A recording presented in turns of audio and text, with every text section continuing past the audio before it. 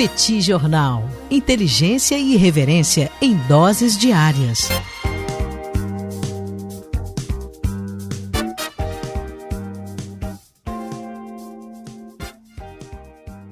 Olá, gente. Bem-vindos, bem-vindas ao Petit Jornal. Esse é o bate-papo número 985.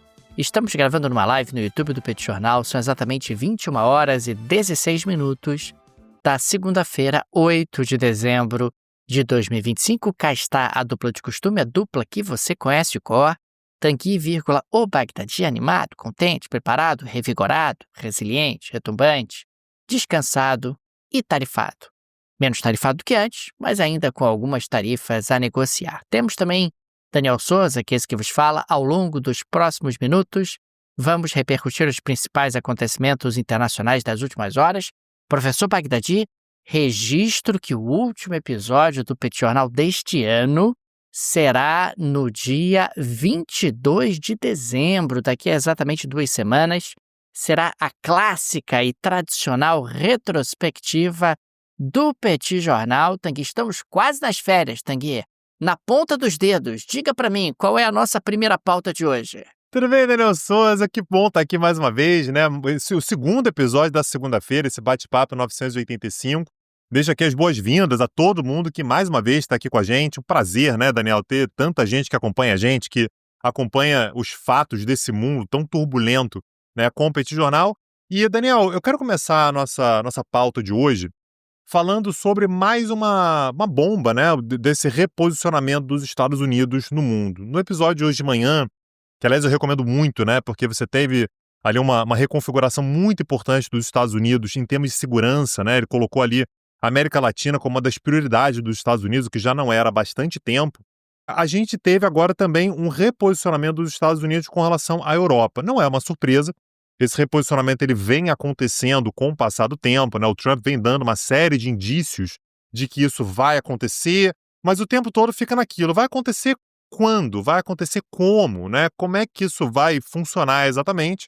E segundo fontes que foram ouvidos pela Reuters, né? E aí outros veículos de imprensa confirmaram, né, que as fontes têm falado mais ou menos isso também, os Estados Unidos esperam que a Europa assuma toda a defesa convencional da OTAN, naturalmente para o continente europeu, até o ano de 2027. Daniel, a gente está a alguns poucos dias do ano de 2026, o que significa que daqui a um ano e pouco, basicamente a Europa, no máximo 2 anos, a Europa deveria assumir praticamente toda a responsabilidade com relação à defesa convencional. Lembrando, quando a gente fala de defesa convencional, a gente está falando sobre defesa que não envolve questões nucleares, que aí realmente os Estados Unidos não têm falado sobre isso, mas com relação à questão convencional, que é naturalmente muito cara, né, Daniel? A gente está falando sobre uma demanda que é por um prazo muito encurtado, muito curto, para uma despesa muito, muito grande, que naturalmente envolve todo um planejamento por parte da Europa. A Europa, aliás,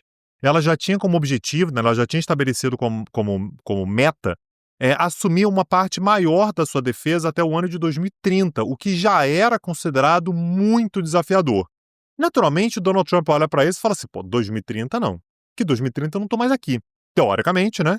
Teoricamente eu não posso mais ser presidente até 2030. Então não pode ser 2030 não, é até o ano de 2027.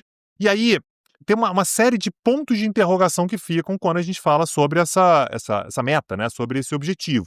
O primeiro deles os Estados Unidos falam que a Europa deve assumir a maior parte da defesa convencional da OTAN, né, quase toda com relação à Europa. O que significa a maior parte? Né? Isso não tem uma métrica, não tem um dado, não tem um número. A maior parte é o quê?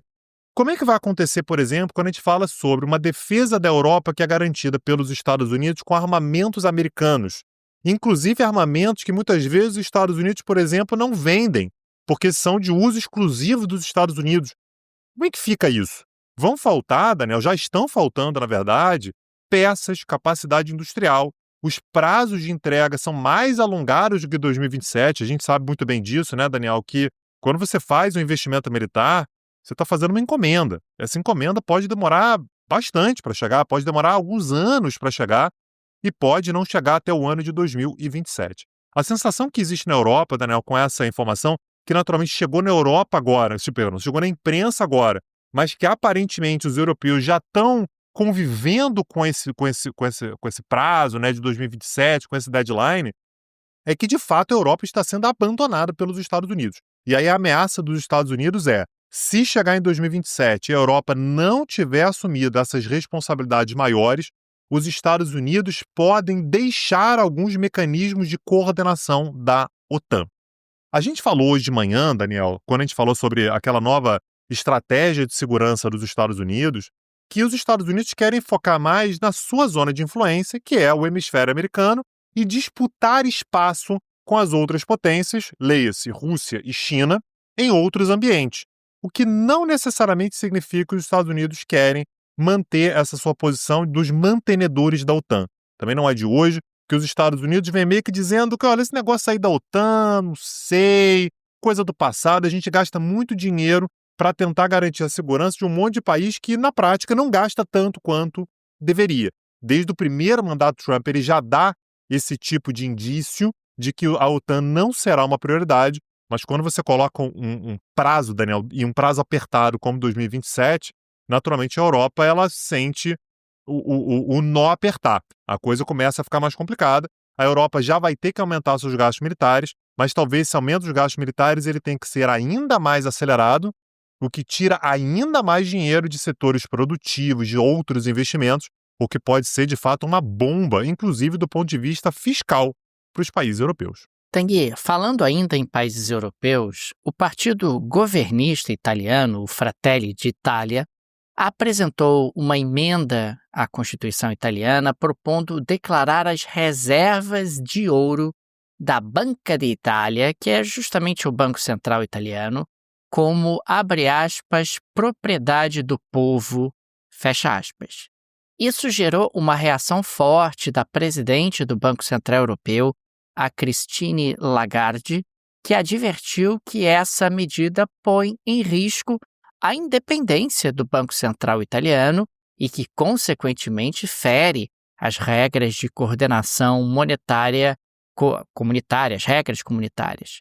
De acordo com os tratados da zona do euro, que são alguns, a gestão e custódia de reservas internacionais, sejam ouros ou divisas estrangeiras, devem ser feitas necessariamente e exclusivamente pelos bancos centrais e não pelo Estado diretamente, claro, preservando a autonomia da autoridade monetária local. Consequentemente, qualquer mudança de propriedade ou reinterpretação das reservas como um bem nacional do povo violariam esse princípio.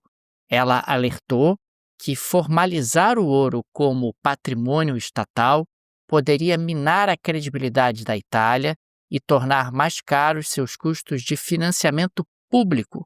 Além disso, abriria precedente para que outros países da zona do euro fizessem a mesma coisa, gerando riscos à estabilidade financeira do bloco.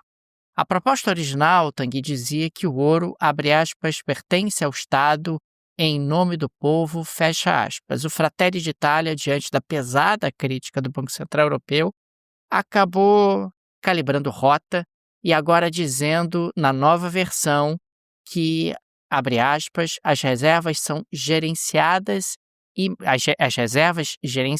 mantidas pela Banca d'Italia pertencem ao povo italiano, fecha aspas.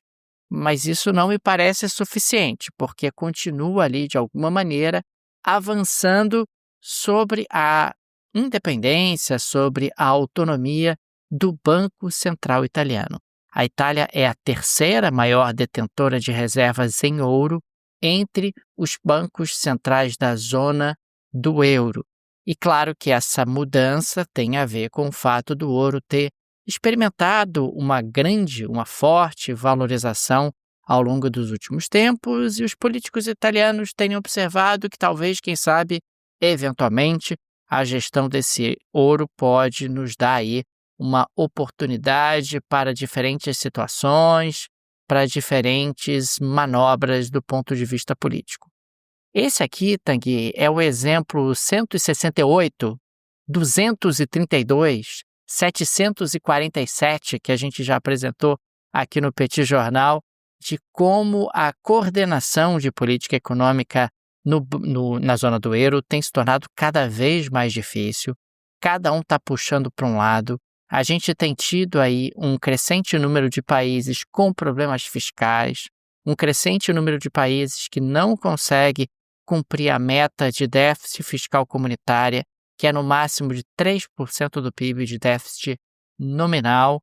E agora também temos aí a autoridade monetária do Banco Central Italiano, que é a terceira maior economia da zona do euro, sendo atacada. Em português, claro, é isso, pelo governo da Itália. Aliás, são múltiplas as tentativas ao redor do mundo de minar a credibilidade e minar a autonomia de bancos centrais. A começar pelos americanos. O próprio Donald Trump, ao longo desses últimos meses, pressionou e tensionou demais a autonomia do Fed, do Banco Central dos Estados Unidos, inclusive ao tentar demitir ali uma governadora do Fed, que seria o equivalente no Brasil a uma diretora do Federal Reserve, do Banco Central local, alguém inclusive que tem voto na questão da taxa de juro básica da economia. É sinal dos tempos. A gente está falando de governos que vão testando os seus limites, vão tentando alargar os seus poderes, e autoridades monetárias acabam sendo um entrave, porque autoridades monetárias têm ali algumas metas a perseguir e autoridades monetárias não estão sujeitas diariamente aos escrutínios do Poder Executivo de turno, ou não estão sujeitas à pressão do Poder Executivo de turno, o que acaba sendo algo que incomoda. E eu acho interessante, Tanguy, a maneira como a Giorgia Meloni faz política, porque é uma proposta do partido. E quando você observa, é como se ela não tivesse absolutamente nada a ver com isso.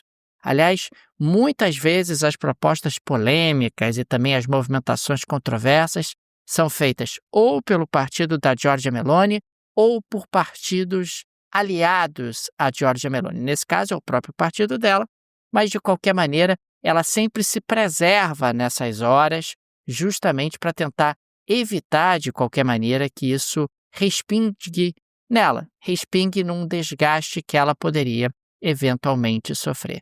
Uma vez mais, nós temos aí a questão da coordenação da política econômica na zona do euro sob pressão, e a tendência é que essa pressão aumente ao longo dos próximos anos, conforme você vai tendo aí governos cada vez mais nacionalistas e cada vez mais preocupados com questões locais e menos preocupados com questões comunitárias. Daniel Souza, tá chegando o fim do ano aí, né? Você já falou até que dia que a gente vai, estamos aí, esperando as férias, né? Vamos até o dia 22 e tudo. E tem uma galera que tá ouvindo a gente, Daniel, que já começa a pensar quais são as suas metas para o ano que vem, o que eu gostaria de fazer profissionalmente, pessoalmente. E muita gente que tá ouvindo a gente, Daniel, vai se convencer, não tem jeito, essa é uma realidade inescapável, que tem que dar mais atenção para a tecnologia, se inteirar mais sobre tecnologia, melhorar os seus conhecimentos tecnológicos. E a gente tem como parceiro, Daniel, a gente se orgulha muito disso, aliás, a maior escola de tecnologia do Brasil, que é a Alura. E a Alura, Daniel, está dando só esse mês agora, só ao longo dos próximos dias, é por tempo limitadíssimo, 20% de desconto para quem ouve o Petit Jornal. Tem um link que está na descrição desse episódio, e com esse 20% de desconto você pode entrar em qualquer plano da Alura e ter acesso a inúmeros cursos que estão lá para te capacitar, para você conseguir ter um conhecimento melhor, mais aprofundado, se capacitar melhor, para tanto melhorar a sua posição na empresa na qual você trabalha, poder se reposicionar no mercado de trabalho, poder entrar numa determinada área que você almeja, que você gostaria. A tecnologia nunca atrapalha. Ela sempre vai ser um ponto de que vai te ajudar. A gente está falando, inclusive, Daniel, sobre planos de 24 meses que tornam, portanto, ainda melhor, né, essa transição que você queira fazer na sua carreira, né, essa capacitação, com preços ainda melhores, né, lá na Alura, incluindo o plano Ultra Lab, que é o plano mais completo de todos e que te oferece 22 trilhas de carreiras. Eu gostaria de chegar no ponto tal da minha carreira. Dá uma olhada lá qual é a trilha e a Alura ela já monta o caminho todo para você, que curso você deveria fazer, como é que você deveria se capacitar. e a Lura te dá todo o caminho das pedras. 20% de desconto no link que está na descrição desse episódio, Daniel. Tanguei 20% é bastante, hein? Uma super oportunidade para os amigos e amigas do Petit Jornal para fazerem os cursos da Alura, para conhecerem a plataforma da Alura, a maior escola de tecnologia do Brasil, com uma temática absolutamente incontornável para qualquer profissional em qualquer área de conhecimento. Link no descritivo.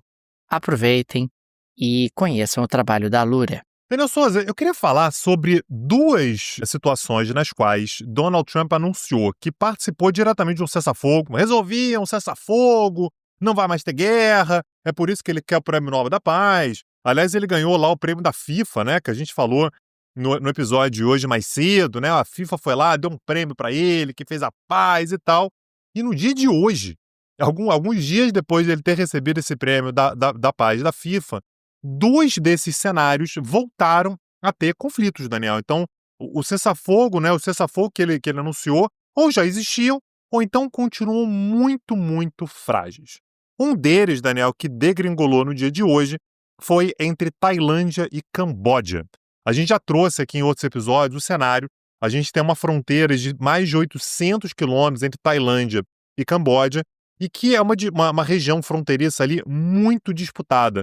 É disputada porque o Camboja foi colonizado pela França, a Tailândia nunca foi colonizada por ninguém, mas desde o momento que o Camboja se tornou independente, a fronteira ali é uma fronteira que não é muito bem definida, você tem atritos aqui e acolá, e nesse ano agora, em maio desse ano agora, nós tivemos alguns problemas relacionados principalmente a minas terrestres, trocas de acusações, a Tailândia colocou mina, a Camboja colocou mina, você teve soldados feridos de um lado e de outro, e, portanto, isso acabou levando a uma escalada de tensões e a trocas de agressões, né? Troca realmente de artilharia. A gente teve, de fato, um cessar-fogo, né, que foi intermediado por Donald Trump, né? A Malásia participou também dessa intermediação, mas no dia de hoje, a Tailândia, ela mesma, a Tailândia, afirmou ter realizado ataques aéreos contra posições militares do Camboja, né? Isso aconteceu porque, segundo a Tailândia, o Camboja estaria posicionando as suas forças armadas para um ataque vindouro. Então foi um ataque preemptivo, Daniel, aquele ataque no qual você se antecipa a uma possível agressão. Então, segundo a Tailândia, olha, o Camboja estava se preparando, eu não vou ficar esperando ninguém me atacar. A Tailândia foi lá e fez o ataque, segundo a Tailândia, com o objetivo de incapacitar o Camboja por muito tempo. Essa é uma frase bastante contundente, né, Daniel? Não estou querendo apenas lidar com agora, eu quero incapacitar o Camboja por muito tempo. Ainda não está claro, Daniel, a quantidade de feridos, mortos, né? Mas até o momento a gente sabe de um soldado tailandês e 4 civis cambodianos que morreram somente no dia de hoje.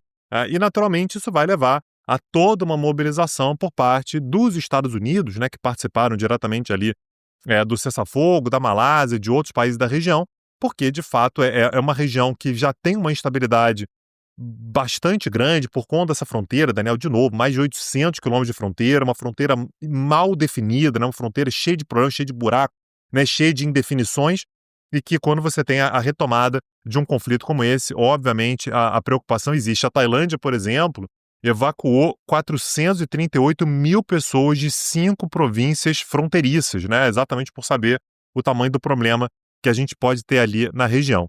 E se você me permite, Daniel, eu já queria emendar com uma outra, né, com outro cenário, né, que foi que hoje Israel atacou posições do Hezbollah no sul do Líbano. Isso, eu lembro que a gente acompanha muito de perto aqui, Daniel, o Trump ele foi eleito, e um pouquinho depois a gente teve o cessar-fogo, né, que foi assinado em novembro do ano passado. Eu lembro até do dia, foi dia 27 de novembro de 2024, tem pouco mais de um ano. E um acordo de cessar-fogo entre Israel e o Hezbollah, naturalmente envolvendo ali o Líbano também. E eu lembro que na época o Trump colocou isso como uma grande vitória, e foi mesmo, né? Era um conflito que já vinha de bastante tempo, e o Trump ali, sem ser o presidente empossado ainda, ele era presidente eleito, ele já conseguiu articular um cessar-fogo.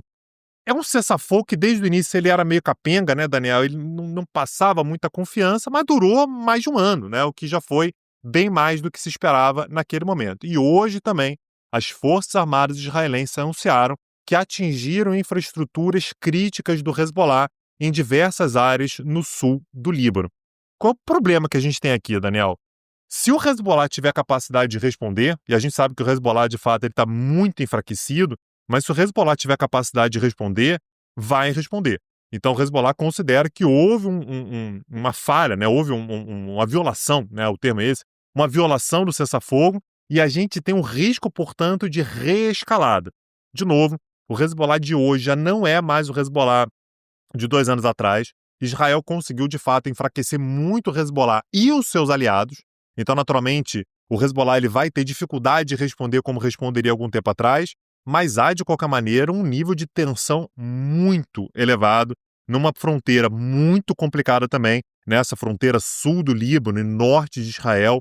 O Hezbollah tem outros aliados na região, de novo, também enfraquecidos, mas a gente tem mais um cessar-fogo que o Trump sempre coloca na conta dele e que, nesse momento, Daniel, está degringolando. Então, 2 cenários para a gente ficar de olho, né? O cenário entre Israel e o Hezbollah, que acaba envolvendo, né, meio que indiretamente não, diretamente o Líbano, né? O Líbano está ali meio de bucha de canhão, não tem nada a ver diretamente com a história, mas acaba sendo atingido também, além do problema entre Tailândia e Camboja, Daniel. Aliás, Tanguy, no dia de hoje, o Donald Trump anunciou que assinará esta semana uma ordem executiva para unificar o processo de aprovação da inteligência artificial nos Estados Unidos. O objetivo é impedir que cada estado estabeleça suas próprias regras e criar um padrão único nacional. A ideia é criar um livro de regras para regular a inteligência internacional e, consequentemente, aumentar a competitividade dos Estados Unidos frente à China. As Big Techs apoiaram a iniciativa do Donald Trump, aliás, não chega a ser exatamente uma surpresa, e existe uma forte resistência, particularmente dos governadores democratas, que defendem regras estaduais para defender os consumidores, para regular questões como deepfakes, também para estabelecer regras estaduais de privacidade e segurança. De qualquer maneira, a gente vai observar como é que o Donald Trump vai avançar nessa temática. Esse é um argumento muito utilizado pelos trumpistas e também pelas Big Techs, a ideia de que, olha, a excessiva regulação nos Estados Unidos acaba fazendo com que nós percamos competitividade em relação às empresas chinesas, uma vez que essas empresas chinesas não estão sujeitas ao mesmo nível de regulação que as empresas americanas, e está um curso, uma corrida, e se nós não tivermos aí condições de competir com os chineses, nós vamos ficar para trás. E eu queria registrar também, Tanguy, que poucos dias depois de visitar a China, o Emmanuel Macron afirmou que a União Europeia poderá adotar tarifas contra produtos chineses caso Pequim não reduza o superávit comercial em relação aos europeus. Aliás, eu destaquei isso no episódio de hoje mais cedo, que a China teve um recorde no seu superávit comercial e que esse recorde foi puxado pelo Sudeste Asiático e pela Europa. Consequentemente, o que o Macron está dizendo é que talvez os europeus sigam o exemplo americano, estabelecendo tarifas em setores estratégicos. Esse é um risco que a gente tem trabalhado aqui no Petit Jornal já há algum tempo. Existe a possibilidade de você ter aí barreiras comerciais em sequência sendo adotadas ao redor do mundo, particularmente em relação aos produtos chineses. Claro que existem diferentes cenários possíveis. Um cenário seria os Estados Unidos um pouco apartados da globalização e todo mundo fazendo comércio entre si, sem necessariamente a participação dos Estados Unidos. Agora, um outro cenário é que tarifas comecem a subir, ainda mais em relação a produtos chineses, dentro de um contexto chinês, onde há excesso de capacidade industrial. Na China, você teve uma ampliação da capacidade industrial em grande medida estimulada pelos governos locais. Os governos locais acabaram estimulando a ampliação dessa capacidade produtiva, dessa capacidade industrial, e hoje não há mercado nem na China, nem fora da China para tanta capacidade industrial. Isso acaba fazendo com que os chineses se tornem extremamente competitivos e invadam outros mercados, como é o caso do mercado europeu. ato contínuo, os europeus ameaçam a colocação aí de novas tarifas como forma justamente de tentar reduzir um déficit comercial importante que eles, europeus, têm com a China. Ô, Daniel Souza, Pô, tô não. sentindo cheirinho de geleia e eu acho que hoje ela reaparece, é verdade? É verdade, Tang, ela reaparece porque é o fim de uma era. É o fim de uma era. Com muita tristeza, anuncio que a doutora advogada Alina Habba acabou pedindo demissão no dia de hoje como procuradora do estado de Nova Jersey por conta dessa perseguição absolutamente implacável que a justiça americana tem implementado contra ela. Então, ela disse no dia de hoje, abre aspas, para proteger a estabilidade e a integridade dos Estados Unidos, eu renuncio ao meu cargo de procuradora, fecha aspas. Que atitude bonita, né, Daniel? Pô, que coisa linda, cara. Ela está preocupada com a institucionalidade. Sim. Ah, mas alguém pode dizer, a institucionalidade não foi preservada na maneira como ela foi colocada no cargo. Isso não vem ao caso. O que vem ao caso é que a doutora Alina Habba, como sempre, teve aí a grandeza em todos os seus gestos e até na saída ela é grandiosa. A doutora Alina Habba é grandiosa, é o que eu tenho para dizer, em todos os seus posicionamentos. Ela vem sendo conhecida como Habba a Grande, né? É Habba a Grande, veja você, é a doutora Habba a Grande. Então, ela destacou que essa decisão não enfraquece o Departamento de Justiça e que não a enfraquece também, que ela sai maior de todo esse imbróglio. Então, a doutora Habba sai ainda maior de todo esse imbróglio. Fica aqui o registro. E é o fim de uma era, e o Petit Jornal está de luto diante dessa derrocada da grande, magnífica doutora Alina Habba. Mas eu acho que ela volta, viu, Daniel? Você acha que ela volta? Ela há de voltar. Eu acho Você que... torce por isso. Essa temporada foi encerrada, mas eu acho que ela vai ter um comeback, Daniel. Podemos esperar. Habba will be back. Ela vai estar de volta. Quem sabe, Daniel Souza, até em breve num cargo maior. Você imagina se a Alina Habba concorre à presidência, Daniel Souza? Já pensou? Você imagina a Alina Habba fazendo uma visita oficial ao Brasil? O que não seria isso na internet brasileira, Daniel? Enfim, a gente tem que sonhar, Daniel. Sonhar ainda é permitido. Daniel Souza, quem estiver acompanhando a gente aqui e quiser saber mais sobre os Estados Unidos, a situação dos Estados Unidos hoje, tá lá, petcursos.com.br. Quiser saber sobre a Rússia, a gente fala sempre sobre a Rússia aqui o tempo todo e tal, petcurso.com.br. Aliás, amanhã, dia 9 de dezembro, a gente tem uma aula lá no Petcurso. Quem se tornar aluno pode assistir essa aula ao vivo, que é uma aula biográfica sobre Vladimir Putin, né? Quem é Vladimir Putin na intimidade, Daniel Souza? Cara a cara com Vladimir Putin, o que a gente sabe, o que a gente não sabe, a trajetória dele, foi da KGB, não foi da KGB, como é que ele lida pessoalmente com as questões da Rússia, né? Tudo isso vai estar lá, além de vários outros cursos. Acessa lá, petcursos.com.br, dá uma olhada no catálogo e vem com a gente. Fica aqui o nosso agradecimento aos apoiadores e apoiadoras do Petit Jornal, vocês que ajudam a manter esse projeto de pé. Fica o nosso carinho, nosso abraço, o nosso muito obrigado a cada um de vocês. O Petit é um podcast artesanal, não tem aí o suporte de um grande conglomerado de mídia ou mesmo de uma produtora, e por isso precisamos tanto da ajuda de nossos apoiadores, a quem agradecemos enormemente. Fica também o convite, se você gosta do nosso projeto, se ele faz diferença na sua rotina, considere nos apoiar. No descritivo desse episódio tem várias alternativas. Tem a chave Pix, por exemplo, no descritivo. A chave Pix, que é petitjornal.pj@gmail.com, uma forma prática e instantânea de apoiar o Petit. Você pode, inclusive, ativar o Pix recorrente. Tem também o link para o Apoia-se ou para o Patreon, especialmente se você vive no exterior. Tenho certeza que uma dessas alternativas será confortável para você. É isso, Daniel Souza. Amanhã estamos de volta. Um abraço, até a próxima. Valeu! Tchau, tchau. Petit Jornal. Inteligência e irreverência em doses diárias. Acesse www.petitjornal.com.br.